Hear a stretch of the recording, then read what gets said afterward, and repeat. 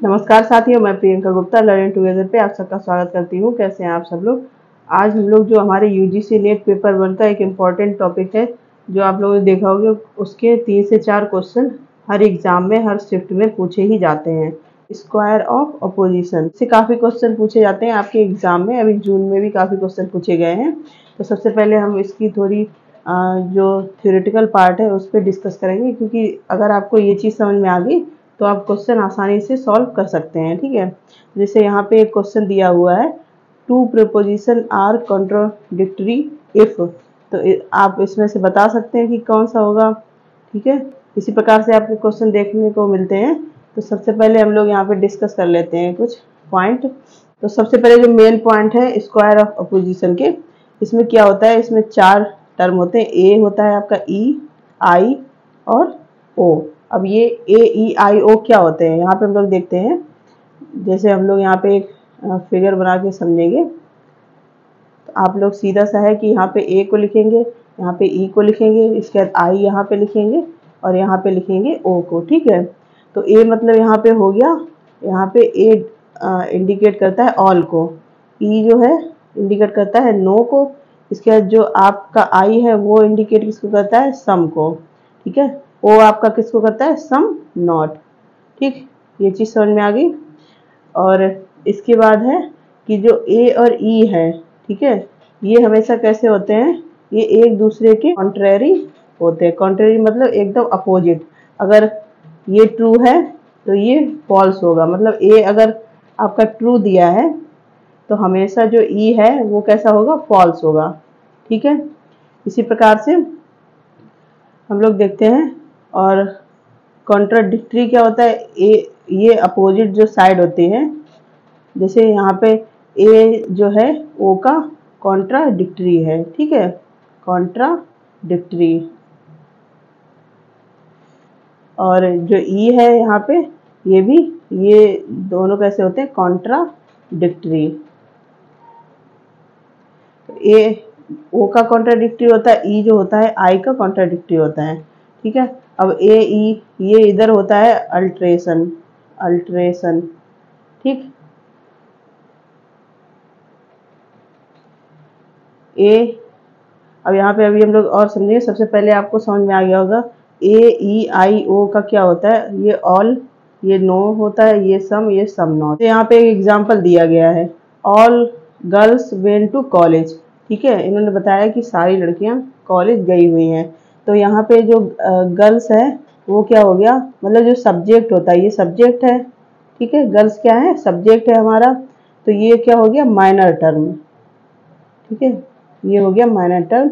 इसके बाद जैसे यहाँ पे कॉलेज है, ठीक है, कॉलेज यहाँ पे दिया गया है, कॉलेज।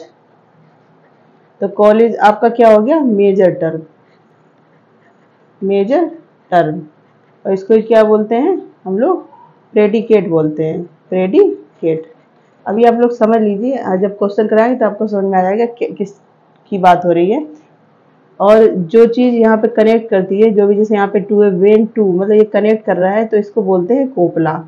ठीक है, आप लोग यहाँ देख सकते हैं, जो कनेक्ट करता है उसको क्या बोलते हैं, कोपला।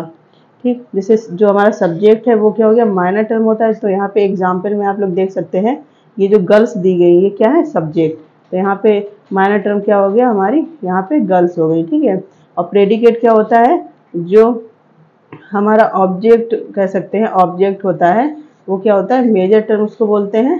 ठीक है, अब यहाँ पे देखो लिखा है, दो प्रोपोजिशन में जो कॉमन टर्म होता है उसे मिडिल टर्म कहते हैं। अब ये कॉमन टर्म का क्या मतलब हो गया, जैसे यहाँ पे मान लो कोई एग्जांपल है, जैसे ऑल मैन आर रिच। ठीक है, अब यहाँ पे हो गया रिच, रिच मैन इज, कुछ भी लिख सकते हैं, जैसे हैंडसम ही लिख लो। ठीक है, तो अब वहाँ पे क्या लिखा था, जो कॉमन होता है। तो आप लोग देख सकते हैं यहाँ पे रिच है, यहाँ पे रिच है, तो यहाँ पे कॉमन टर्म क्या हो गया, रिच हो गया। ठीक है, कॉमन टर्म यहाँ पे क्या हो गया, रिच। तो ये क्या हो गया, हमारा मिडिल टर्म कहलाएगा। ठीक, समझ में आ गई इतनी चीज। तो यहाँ से यहाँ तक आपको चीज़ें इतनी समझ में आ गई। ए जो होता है ई का कॉन्ट्राडिक्ट होता है, इसके बाद आई जो होता है ई का कॉन्ट्राडिक्टरी होता है, इसके बाद ए ओ का कॉन्ट्राडिक्टरी होता है। ठीक है, अगर ये ट्रू है तो ये हमेशा फॉल्स होगा। ठीक है, और यहाँ पे और देख लेते हैं, अगर इसके यहाँ पे कुछ एग्जांपल यहाँ पे आप लोग देख सकते हैं। जैसे ये दिया गया, ए का मतलब क्या हो गया, ऑल हो गया, नो का मतलब हो गया ई जो है उसको नो से डिनोट करते हैं। मतलब आपका कोई भी स्टेटमेंट आएगा तो वो नो से स्टार्ट होगा। अभी क्वेश्चन भी दिखाए जाएंगे तो आप लोगों को समझ में आ जाएगा। तो ए जो होता है इसको कॉन्ट्रेरी होता है, मतलब एकदम अपोजिट होते हैं। ठीक है, हाँ, तो इसके बाद जो है ए आई का क्या होता है, अल्ट्रेशन।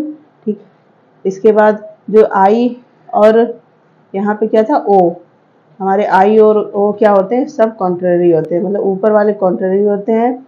इसके बाद ये जो नीचे वाले होते हैं वो कौन से होते हैं, सब कॉन्ट्रेरी। और यहाँ पे रिलेशन किस हिसाब से होता है, और ओ दिया है तो वो क्या हो गए, कॉन्ट्राडिक्टरी। देख लो, आप लोग यहाँ देख सकते हैं जो ए और ओ है हमारा वो क्या है, कॉन्ट्राडिक्टरी है एक दूसरे के। इसी प्रकार से ई और आई होते हैं, ये जो यहाँ पे है तो ये भी क्या हो गया, कॉन्ट्राडिक्टरी। ठीक है, कॉन्ट्राडिक्टरी। इसके बाद ए आई क्या होता है, कॉन्ट्रेरी। अब यहाँ पे ए ई जो होता है कॉन्ट्रेरी होता है, यहाँ पे ये लिखा हुआ है। इसके बाद आई जो होता है ओ का क्या होता है, सब कॉन्ट्रेरी, यहाँ पे लिखा है। ए आई का क्या होता है, अल्ट्रेशन, और ई जो होता है यहाँ पे ई ओ का क्या होता है, अल्ट्रेशन।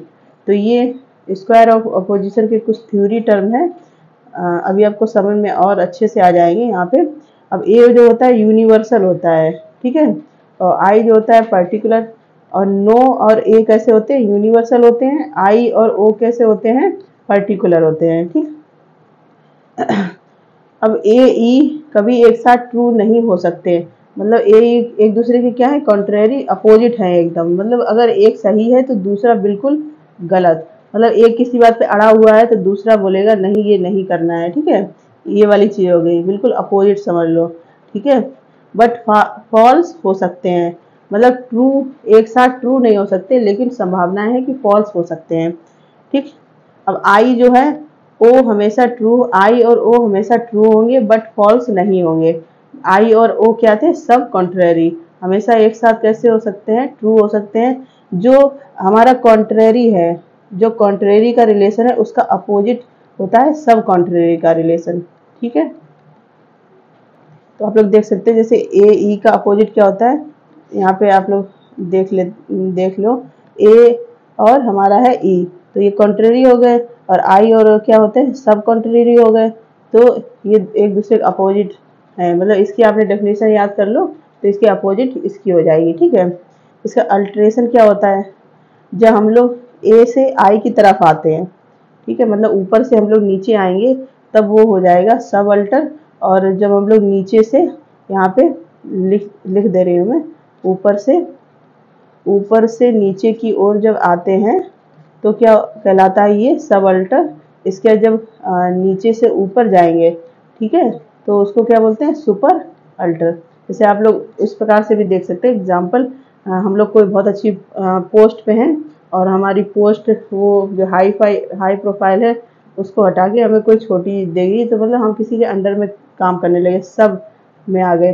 ठीक है, और नीचे से हमारी पोस्ट बढ़ रही है तो हम और सुपर हो गए। इस प्रकार से आप लोग याद कर सकते हैं। ठीक है, बहुत सिंपल सा है।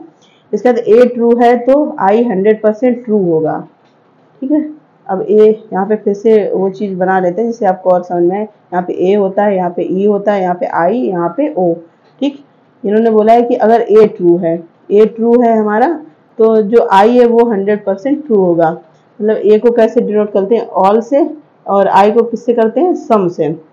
मतलब अगर कोई चीज़ है, मान लो जैसे सारी वुमेन जो है वो डॉक्टर हैं, ठीक है, सारी वुमेन जब डॉक्टर है तो जाहिर सी बात है तो कुछ वुमेन जरूर डॉक्टर होगी। समझ में आ गया। तो यहाँ पे है कि अगर ये 100% ट्रू है तो ये भी ट्रू होगा। ठीक है, लेकिन अगर इसका अपोजिट है, जैसे अगर आई ट्रू है, मतलब आई ट्रू दिया गया है, तो ये जो है डाउटफुल रहेगा, मतलब इसको कह नहीं सकते कि ये सही होगा 100% या नहीं होगा। समझ गए, मतलब ये अगर ट्रू है तो ये 100% ट्रू होगा। अगर ये आई क्योंकि ये सम में आ जाता है। अगर ये ट्रू है तो ए का हम लोग डिफाइन नहीं कर सकते कि वो ट्रू होगा या नहीं, मतलब डाउट में रहेगा, ठीक है। लेकिन अगर आई फॉल्स है तो ए 100% फॉल्स होगा।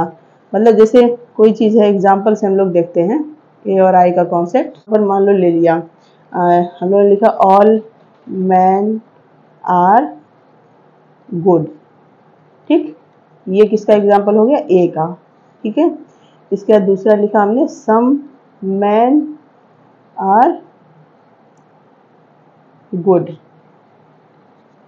ये किसका हो गया, आई का, ठीक। अब वहां पे क्या बोला था कि अगर 8 सही है, मतलब ऑल किस में आ गए, जब हम लोग वेन डायग्राम बनाएंगे, जैसे ऑल मैन है वो गुड है, तो जो सम होंगे मतलब पूरी चीज जैसी है तो कुछ उसमें से वैसी ही होगी, ठीक, समझ में आ गया। लेकिन अगर कुछ है और पूरे की कहीं बात की जाए तो वो हम लोग डिफाइन नहीं कर सकते ना, ये डाउट में हो गया, ठीक।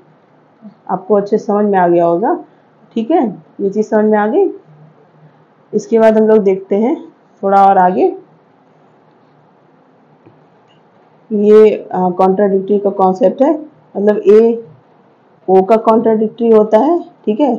इसी प्रकार जो ई है वो आई का कॉन्ट्राडिक्टरी होता है, ठीक, अपोजिट होते हैं। यहाँ पे आप जेड सेफ कॉन्सेप्ट भी होता है, मतलब यहाँ पे ए होता है, यहाँ पे ई, यहाँ पे आई, यहाँ पे ओ। तो अगर ये इसका कॉन्ट्राडिक्टरी है तो ई भी आई का कॉन्ट्राडिक्टरी ही होगा, ठीक। अब यहाँ पे हम लोग क्वेश्चन देखते हैं, इससे आपको और समझ आएगा। Which of the following statement is true regarding two contrary proposition. अब कंट्रेरी की हमारी शर्तें क्या थी, जो यहाँ पे हम लोग एक फिर से फिगर बना लेते हैं जिससे आपको और अच्छे से क्लियर हो जाए। यहाँ पे हम ऐसे हुआ करता था हमारा, यहाँ पे ए हो गया, यहाँ पे ई हो गया, कॉन्ट्रेरी बोला है, मतलब ए और ई एक दूसरे के क्या होते हैं, कॉन्ट्रेरी, ठीक है, ये हो गए। Following statement true regarding two contrary proposition, मतलब कोई दो कंट्रेरी प्रोपोजिशन दिए गए हैं तो उसके हिसाब से कौन सा सही होगा। They can both be true, अब अभी बताया था कि अगर ए कंट्रेरी में क्या होता है, एक दूसरे के अपोजिट होते हैं, अगर ए ट्रू है तो दूसरा फॉल्स होगा, मतलब यहाँ पे ये नहीं होगा, ठीक है। The truth of one entailed the falsity of the other, मतलब एक सही है तो दूसरा कैसा होगा, फॉल्स होगा, ठीक है। और भी हम लोग देख लेते हैं, यहाँ पे आंसर कौन सा हो गया वैसे हमारा, यहाँ क्योंकि एक ट्रू है दूसरा फॉल्स हो गया। They can not both be false, ठीक है, ये भी नहीं हो सकता है क्योंकि अपोजिट है तो एक साथ एक जैसे नहीं हो सकते हैं। डी है the falsity of one Intel the truth of the other, अगर एक फॉल्स है, यहाँ पे ये कॉन्सेप्ट और समझना जरूरी है। इन्होंने बताया कि अगर एक फॉल्स है, मतलब मान लो ए फॉल्स है, ए फॉल्स दिया गया है, तो हम लोग कैसे अनुमान लगा सकते हैं कि दूसरा भी फॉल्स होगा, ये डाउट में हो गया ना। तो ये कौन, तो जो हमारा चौथा डी ऑप्शन है ये भी गलत हो गया, ठीक है। हमारा आंसर कौन सा आ गया यहाँ पे, ए अगर ट्रुथ है तो दूसरा कैसा हो जाएगा, फॉल्स। तो स्क्वायर ऑफ अपोजिशन के हम लोगों ने आज थोड़ी सी थ्योरी समझी है, एक बार फिर से समझ लेते हैं, आप लोगों को अच्छे से कॉन्सेप्ट समझ में आ जाएंगे।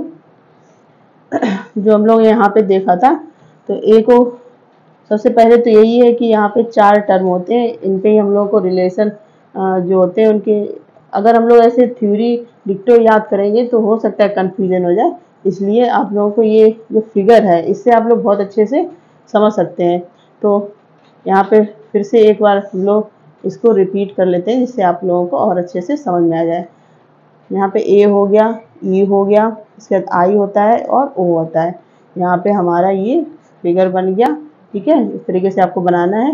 यहाँ पे ए, इसके सामने ई को रखना है, ठीक है, फिर ए के नीचे आई को रखना है, फिर ओ को रखना है, ठीक। अब हम लोग देखते हैं फिर दूसरी चीज़ हम लोग क्या कर सकते हैं।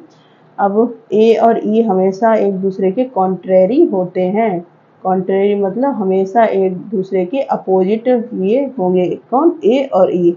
ए का मतलब क्या होता है, ऑल, और ई का मतलब क्या होता है, नो, ठीक है।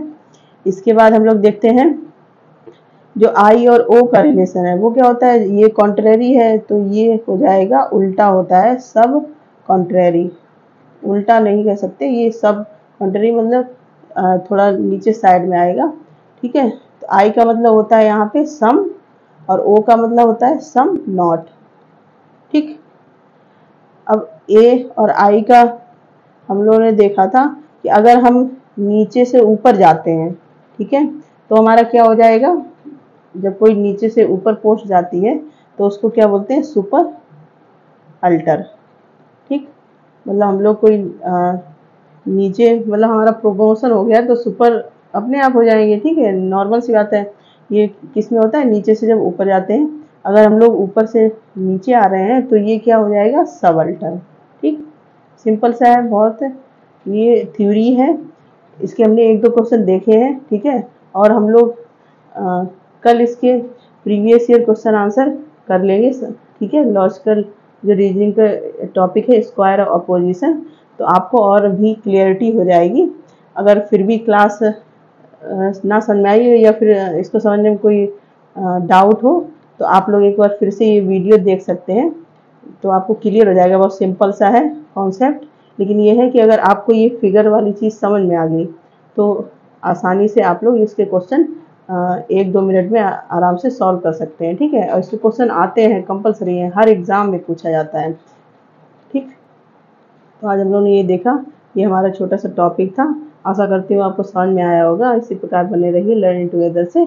और अगर आपको क्लास अच्छी लग रही हो तो शेयर भी कर सकते हैं। जो यूजीसी नेट पेपर 1 के बच्चे हैं, ठीक है, जो दिसंबर के लिए अपनी तैयारी करना चाहते हैं, वो लोग जुड़ सकते हैं। हम लोग धीरे धीरे लेकिन डेली कुछ ना कुछ यूजीसी नेट रिलेटेड करते रहेंगे, जिससे जब हमारा एग्ज़ाम हो तो हम पूरी तरह प्रिपेयर हों। प्रीवियस ईयर क्वेश्चन आंसर भी हम लोग सॉल्व कर रहे हैं, तो वो भी कंटिन्यू होता रहेगा। हो सकता है कि एक दिन एक चीज़ हो जाए, दूसरी दिन दूसरी चीज़, इस प्रकार से। ठीक है, लेकिन कंटिन्यूटी बनी रहेगी।